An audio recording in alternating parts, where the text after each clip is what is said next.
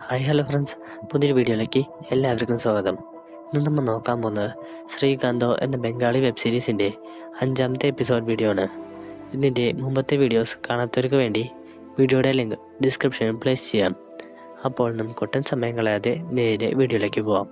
അതിനു മുമ്പായി ഈ ചാനൽ ആദ്യമായി കാണുന്നവരുണ്ടെങ്കിൽ ചാനൽ സബ്സ്ക്രൈബ് ചെയ്യുന്ന കാര്യം ഒന്ന് പരിഗണിക്കുക.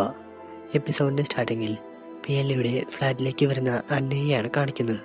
അവൾ ഫ്ലാറ്റിലെത്തിയ ഉടൻ തന്നെ നേരെ പിയാലിയുടെ റൂമിൻ്റെ ഡോറെല്ലാം ചെന്ന് നോക്ക് ചെയ്യുന്ന ശബ്ദം കേട്ടതും പിയാലി തലേന്ന് രാത്രിത്തെ റൊമാൻസ് എല്ലാം കഴിഞ്ഞ ക്ഷീണത്തിൽ ശ്രീകാന്തിനെ അവിടെ ഉറക്കി കിടത്തിക്കൊണ്ട് നേരെ വന്ന് വാതിലെല്ലാം തുറക്കുന്നു. ഡോർ തുറന്നതും അന്ന പിയാലിയോട് നീ ഇത്ര നേരമായിട്ടും റെഡിയാവാത്തത് എന്താണ് എന്ന കാര്യമെല്ലാം ചോദിക്കുന്നു. അപ്പോഴാണ് പിയാലിക്ക് തനിക്ക് രാവിലെ ഇന്ന് ഒരു അപ്പോയിൻമെൻ്റ് ഉണ്ടായിരുന്നു എന്ന കാര്യം ഓർമ്മ വന്നത്.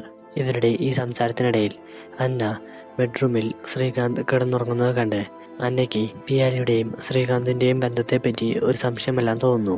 അവൾ പിയാലിയോട് എത്രയും പെട്ടെന്ന് ക്ലയൻറ്റിൻ്റെ അടുത്തേക്ക് ചെല്ലാൻ പറഞ്ഞുകൊണ്ട് തനിക്ക് ഒരു എമർജൻസി ഉണ്ട് എന്ന് പറഞ്ഞുകൊണ്ട് അവിടെ നിന്നും ഇറങ്ങുന്നു.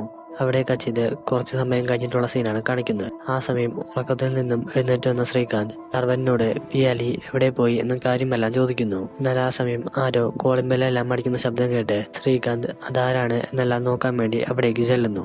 ആ സമയം തനിക്ക് കണ്ടുപരിചയമുള്ള ഒരു മുഖഛായയുള്ള വ്യക്തി പിയാലിയെ അന്വേഷിച്ചുകൊണ്ട് ആ റൂമിലേക്ക് കയറി വരുന്നു.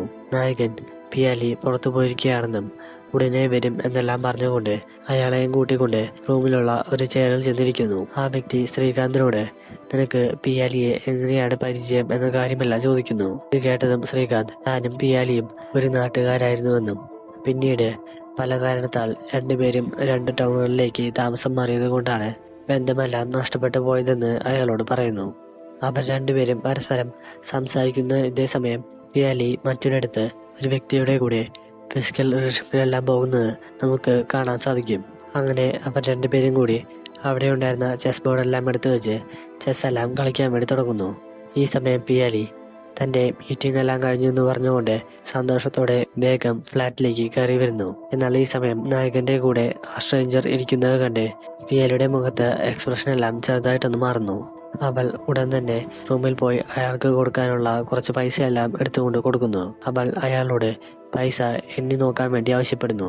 എന്നാൽ ആ വ്യക്തി എനിക്ക് നിന്നെ വിശ്വാസമാണ് എന്നെല്ലാം പറഞ്ഞുകൊണ്ട് ആ പൈസ മേടിച്ച ശേഷം നായകനെ കെട്ടിപ്പിടിച്ചുകൊണ്ട് അവിടെ നിന്നും പോകുന്നു. അയാൾ പോകുന്നത് കണ്ട് നായകൻ പിയാലിയോട് ആ വ്യക്തി ആരായിരുന്നു എന്ന കാര്യമെല്ലാം ചോദിക്കുന്നു. ഇത് കേട്ടതും പിയാലി അത് തന്റെ എക്സ് ഹസ്ബൻഡ് ആയിരുന്നുവെന്നും ഡൈവേഴ്സ് എല്ലാം കഴിഞ്ഞത് കൊണ്ട് എല്ലാ മാസം അയാൾക്ക് ചെലവിന് വേണ്ടിയുള്ള പൈസയെല്ലാം താനാണ് നൽകുന്നതെന്ന് നായകനോട് പറയുന്നു. അവിടെ കട്ട് ചെയ്ത് ഫ്ലാഷ് ബാക്കിൽ നായകൻ തൻ്റെ ഇന്ദിരാബായിയോട് അയാളുടെ ഭാവി പരിപാടികളെ പറ്റിയെല്ലാം ചോദിക്കുന്നതായിട്ടാണ് കാണിക്കുന്നത്. ആ സമയം അയാൾ തനിക്ക് പ്രത്യേകിച്ച് ഉത്തരവാദിത്തങ്ങളൊന്നും എടുക്കാൻ വേണ്ടി താല്പര്യമില്ല എന്നും എല്ലാ മാസവും മുടങ്ങാതെ ഒരു പൈസ കിട്ടുകയാണെങ്കിൽ ആ പൈസ വെച്ച് അടിച്ചു പൊളിച്ച് ജീവിക്കുക എന്നതാണ് തൻ്റെ ലക്ഷ്യമെന്ന് കുട്ടിയായിട്ടുള്ള നായകനോട് പറയുന്നു. അപ്പോഴാണ് നായകന് പിയാലി കല്യാണം കഴിച്ചിട്ടുള്ളത് തൻ്റെ സുഹൃത്തായിരുന്ന ഇന്ദിരാബായിയാണ് എന്ന കാര്യമെല്ലാം മനസ്സിലാവുന്നത്. അവിടെ കച്ചിത് ആ ദിവസം വീട്ടിൽ നിന്നും ഇറങ്ങിപ്പോയ ശേഷം 2 ദിവസം കഴിഞ്ഞ് തിരിച്ച് പിയാലിയുടെ ഫ്ലാറ്റിലേക്ക് കയറി ചെന്നിരിക്കുന്ന നായകനെയാണ് കാണിക്കുന്നത്.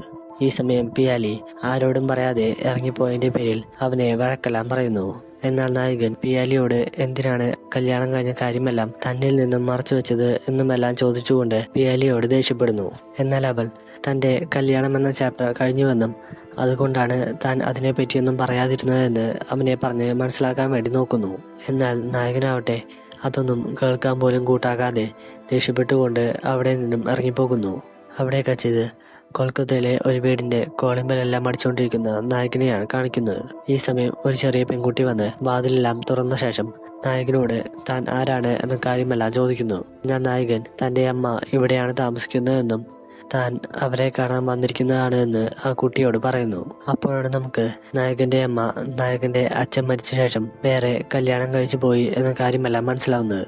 വർഷങ്ങൾക്ക് ശേഷം നായകൻ തന്റെ അമ്മയെ കണ്ടതും അവിടെ വെച്ച് പൊട്ടിക്കരയുന്നു. അവൻ അമ്മയോട് അന്ന് അമ്മ വേറെ കല്യാണം കഴിച്ചതിന്റെ പേരിലാണ് താൻ വീട്ടിൽ നിന്നും ഇറങ്ങിപ്പോയതെന്നും അറിവില്ലാത്ത സമയത്ത് താൻ ചെയ്ത തെറ്റെല്ലാം ക്ഷമിക്കാൻ പറഞ്ഞുകൊണ്ട് അമ്മയോട് അപേക്ഷിക്കുന്നു. നാളുകൾക്ക് ശേഷം തന്റെ മകൻ തന്നെ കാണാൻ വന്ന ഓർത്ത് അമ്മയ്ക്ക് വളരെയധികം സന്തോഷമാവുന്നു. അവിടെ കട്ട് ചെയ്ത് ഈവനിങ്ങിൽ താൻ വർക്ക് ചെയ്യുന്ന ഡിസൈനർ ഷോപ്പിൽ ജോലിയെല്ലാം ചെയ്തുകൊണ്ടിരിക്കുന്ന നായകനെയാണ് കാണിക്കുന്നത്. ഈ സമയം കുടിച്ച് ബോധമില്ലാതെ അന്ന ആ ഡിസൈനർ ഷോപ്പിലേക്ക് കയറി വരുന്നു. ആ ഷോപ്പിലാണെങ്കിൽ വേറെ ആരുമില്ലാത്തത് കൊണ്ട് നായകൻ അന്നയോട് എത്രയും പെട്ടെന്ന് തിരിച്ച് വീട്ടിലേക്ക് പോകാൻ വേണ്ടി ആവശ്യപ്പെടുന്നു. എന്നാൽ അന്നയാവട്ടെ അവനോട് എനിക്ക് നിന്നെ ഒരുപാട് ഇഷ്ടമാണ് എന്നെല്ലാം പറഞ്ഞുകൊണ്ട് അവൾ ധരിച്ചിരുന്ന ആ ടീഷർട്ടെല്ലാം അഴിക്കുന്നു. എന്നാൽ ഇത് കണ്ടത് നായകൻ അവളെ തിരിച്ച് ആ ഡ്രസ്സെല്ലാം പിടിപ്പിച്ചുകൊണ്ട് അവളോട് എത്രയും പെട്ടെന്ന് പോകാൻ പറഞ്ഞുകൊണ്ട് ഷൗട്ട് ചെയ്യുന്നു. നായകനിൽ നിന്നും ഈ പെരുമാറ്റം ഒട്ടും തന്നെ ഇഷ്ടപ്പെടാതെ വന്ന അന്ന ഇയാളി നിന്നെ ചതിക്കുകയാണെന്നും അവൾ ഈ ടൗണിലെ തന്നെ ഏറ്റവും വലിയ പ്രോസ്റ്റിറ്റ്യൂട്ടാണ് എന്നുമെല്ലാം അവന്റെ മുഖത്തടിച്ച് പറയുന്നു. ഇത്രയും കാണിച്ചുകൊണ്ട് ഈ എപ്പിസോഡ് ഇവിടെ വെച്ച് അവസാനിക്കുന്നു. ഈ സീരീസിന്റെ ബാക്കി വീഡിയോസിനായി ചാനൽ മറക്കാതെ സബ്സ്ക്രൈബ് ചെയ്യുക.